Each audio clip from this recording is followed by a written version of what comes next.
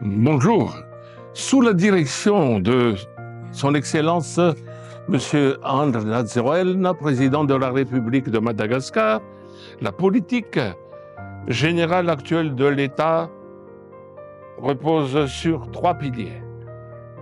Le capital humain, l'industrialisation et la transformation économique et la bonne gouvernance. Le capital humain, le premier pilier englobe la nécessité de prendre soin de la jeunesse du pays dans le domaine de la santé reproductive, de l'éducation et de l'emploi. Par ailleurs, même s'il n'y a pas de mention spécifique des échanges internationaux dans la politique nationale de la jeunesse à Madagascar, Madagascar encourage la participation et l'implication de la jeunesse malgache dans les échanges internationaux, y compris à travers l'éducation, le sport et les activités culturelles. Par exemple, les étudiants malagasy dans les technologies de l'information et de la communication ont activement pratiqué dans les compétitions antiques organisées par Huawei depuis quelques années, ayant eu ainsi les opportunités d'interagir et d'établir des amitiés durables avec leurs pairs étrangers, y compris les étudiants chinois, lors des finales tenues à Shenzhen. Tel que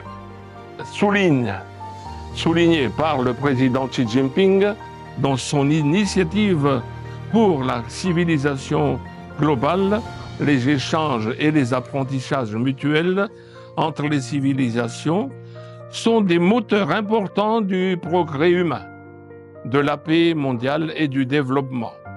Dans le monde global d'aujourd'hui, il est ainsi important que les échanges culturels soient encouragés et soutenus afin que les jeunes gens d'aujourd'hui, qui seront les dirigeants et les acteurs du futur, constituent une perspective internationale et deviennent les acteurs éminemment de la paix et du développement.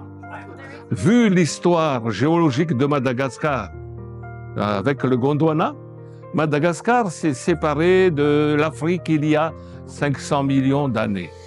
Et de telle façon que les animaux, flore et faune de Madagascar existent depuis longtemps et d'une façon endémique. Cela veut dire que c'est à Madagascar qu'il y a ces seules espèces de flore et de faune, dont par exemple les lémuriens. Les lémuriens, il y a à Madagascar 107 espèces. Et il y a encore, on en essaie d'en trouver et d'en découvrir d'autres espèces, mais les 107 espèces sont là.